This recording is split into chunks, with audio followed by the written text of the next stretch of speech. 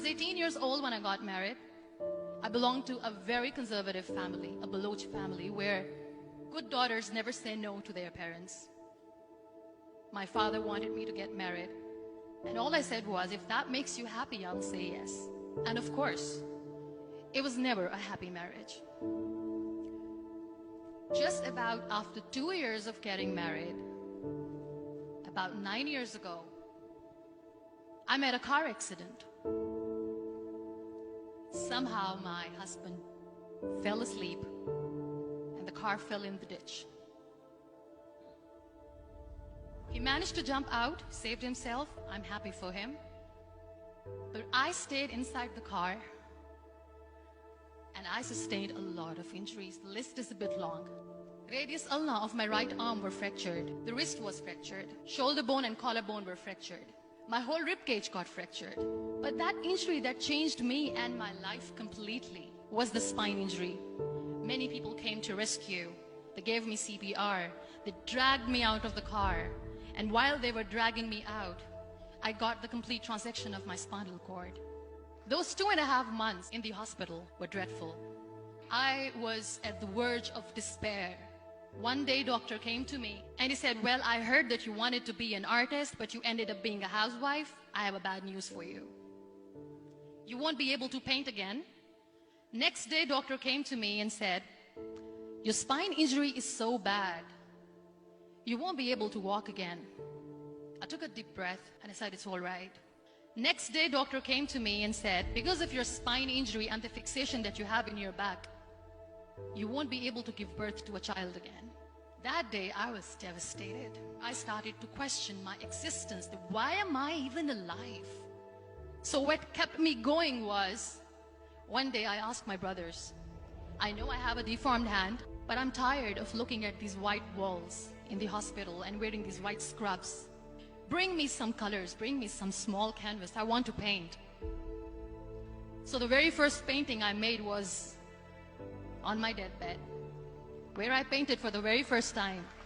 What an amazing therapy it was. Without uttering a single word, I could paint my heart out. I could share my story. People used to come and say, what lovely painting, so much color. Nobody could see the grief in it. Only I could. And that day I decided that I'm going to live life for myself. I am not going to be that perfect person for someone. I am just going to take this moment and I will make it perfect for myself. That I'm going to fight my fears. So I wrote down one by one all those fears. And I decided that I'm going to overcome these fears one at a time. You know what was my biggest fear? Divorce. But the day I decided that this is nothing but my fear, I liberated myself by setting him free. And I made myself emotionally so strong that the day I got the news that he's getting married, I sent him a text that I'm so happy for you and I wish you all the best. And he knows that I pray for him today. Number 2 was, I won't be able to be a mother again. And that was quite devastating for me. But then I realized there are so many children in the world, all they want is acceptance. So there is no point of crying, just go and adopt one. And that's what I did.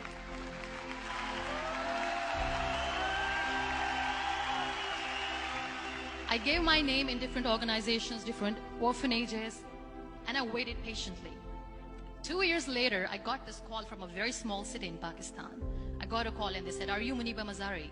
There is a baby boy and would you like to adopt? I could literally feel the labor pain. I said, yes, yes, I am going to adopt him. I am coming to take him home. And that day, I was 2 days old, and today he's 6. You know, when you end up being on the wheelchair, what's the most painful thing? People think that they will not be accepted by the people because we, in the world of perfect people, are imperfects. So I decided to appear more in public. I started to paint. I have done a lot of modeling campaigns. I decided that I'm going to join the national TV of Pakistan as an anchor person. I became the National Goodwill Ambassador for UN Women Pakistan, and now I speak for the rights of women, children. I was featured in BBC 100 Women for 2015. I'm one of the Forbes 30 under 30 for 2016. So when you accept yourself the way you are, the world recognizes you. It all starts from within. We have this amazing fantasy about life. This is how things should work. This is my plan. It should go as per my plan. If that doesn't happen, we give up. I never wanted to be on the wheelchair. Never thought of being on the wheelchair. This life is a test and a trial, and tests are never supposed to be easy. So when you are expecting ease from life, and life gives you lemons, then you make the lemonade, and then do not blame life for that. It is okay to be scared. It is okay to cry. Everything is okay, but giving up should not be an option. They always say that failure is not an option. Failure should be an option, because when you fail, you get up, and then you fail, and then you get up, and that keeps you going. Embrace each and every breath that you are taking. Celebrate your life. Live it. Don't die before your death.